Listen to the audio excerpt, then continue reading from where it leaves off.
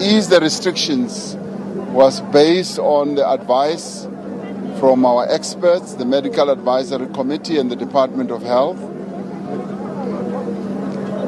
Whilst they are still worried about gatherings being super spreader events, they did say for outdoor we could increase it to 2,000, because outdoors, if people are wearing masks, there's a lot of breeze and air that circulates, so the danger of rampant infections is a bit limited. Inside, we said 750 with the distancing being allowed as well.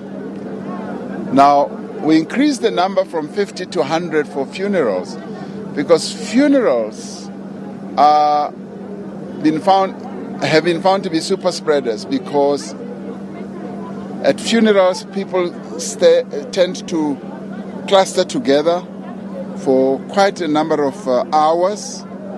That is why we've still put a ban on after tears and vigils, because people are usually mourning, and as they mourn, the hugging takes place, the consolation takes place, and in the end, they go on for a bit longer. Now, even with gatherings, we've basically said that the time spent in gatherings must not be elongated, and the distancing must be sufficient. Now, with funerals, I have attended a few, and I found that it works, because I've been amazed at the distancing that happens, and also ensuring that people wear masks. So funerals, having historically been much super spreaders, we increased the limit to 100. Now we will reconsider that in time if it is found from an evidence point of view that it is better to increase the numbers. On COP26, we will be going to COP26. Unfortunately, I won't be able to go because of the election process. We will be represented. We're going there with a very strong and robust message. We've realized what climate change has wrought to our environment, and that we also, as a emitter, we need to bring down our levels of emissions. And we're going there to say we are prepared to do so. However, we want your more developed economies that have been responsible for the greatest emissions in the world to be the ones who will live up to the offers that they have made in the past. The offers to help the transition by more developing economies by offering the assistance, the mitigation, the money, and the grants, as well as concessional funding. So we're told that the more developed economies are ready to live up to the promises they made in previous COP meetings. And so we go in there with a great deal of confidence. And once they do, we are then able to navigate our own transition to make it a just transition so that communities don't lose their livelihoods and workers don't lose their jobs. That's what we are taking to COP26. Mr. President, just on COVID-19, there's still concerns around the pandemic, and in fact, the concerns of the fourth wave coming in December, the projections there, as well as not enough people being vaccinated. So a number of people have raised the issue that it's a bit premature to go to level 1, and some are even saying that maybe you did this in anticipation for the elections. I just want to get your reaction on that, as well as the issue of electricity that you mentioned here. In fact, I had a conversation with Fikile Mbalula on this on Monday, giving a commitment that the Soweto electricity issue will be completed and resolved in 2 weeks. I want your response to this. When will this issue be resolved? Well, the issue of moving to level 1 was informed by our scientists.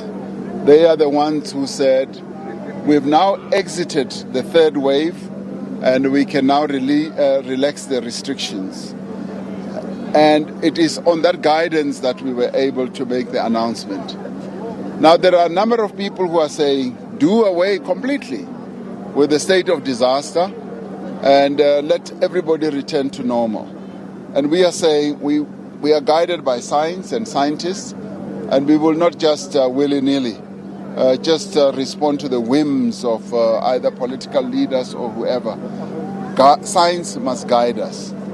Now, there are others who are concerned that it was a bit premature, perhaps, to move to level 1 because there could be a concern that the fourth wave could come. Now, I have no knowledge of that, but we've got to be cautious. So what we've sought to do is to create a balance. And what we've always been doing is to protect lives and also to protect livelihoods, and to create a very good balance to ensure that we can open up the economy, but at the same time save lives. And today we are here to ramp up the vaccination campaign, because it is when we have more people vaccinated that we will be able to say now we can open more and more. And even if another wave comes, we will have a sense, depending on what variant it carries, we'll be able to navigate our way around that. So, by and large, I believe that the government has managed the COVID-19 pandemic as well as we could.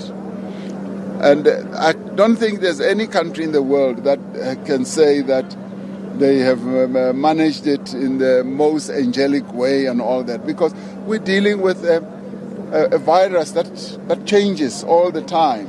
It comes with different variants, and we've got to manage that virus, and we've got to manage the space, also manage the level of infections. So I think we are doing as best as we can to protect the people of South Africa. When it comes to electricity, yes, of course, Eskom is willing, prepared to do the best it can. Now, Eskom is not willfully, intentionally disconnecting people and trying to create a crisis out of electricity. As I was saying here, number of our people are connecting electricity illegally, and that exerts a lot of pressure on the grid, on the transformers, and then the transformers go bust, and we've got to find others. And as I was saying, in Soweto, people have been doing these illegal connections.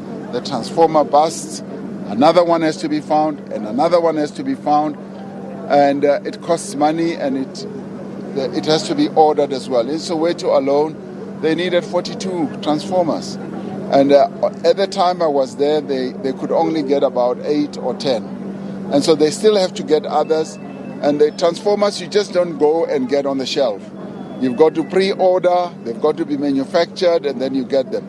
So Eskom is going to try everything it can within those limitations of availability, because they've got to be made available.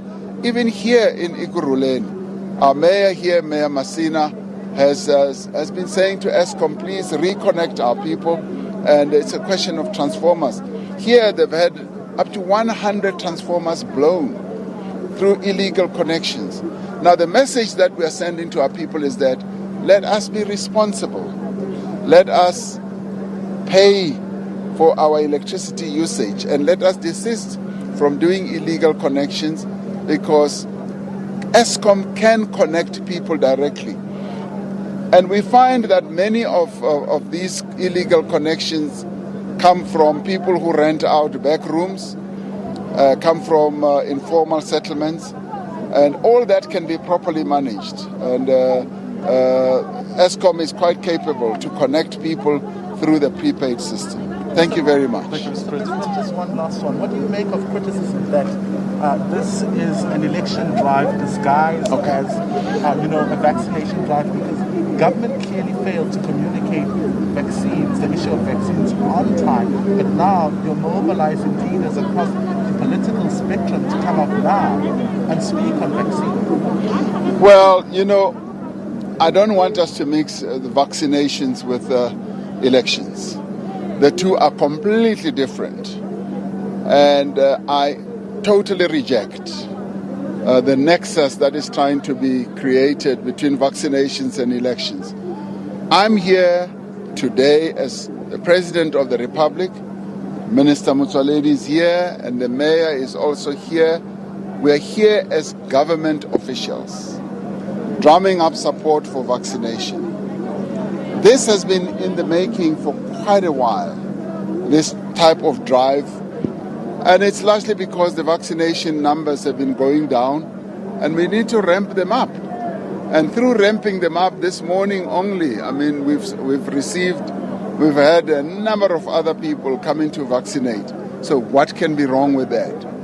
Everything is right about that. Now, I reject people who say, no, we are electioneering. This is not about electioneering. When I electioneer, I wear my ANC T-shirt, my ANC lumber, and my language is completely different from what I am saying now. And you will not even see me toy-toying on this stage. And you will not hear me say anything of a party political nature. This is government. And we know how to make those divisions. We know precisely where our limits are. And that is why we have said, all of us as government officials, even the Premier of the Western Cape, who serves another party, who is a member of another party, who govern in the Western Cape, they are out today. They are doing exactly what we are all doing.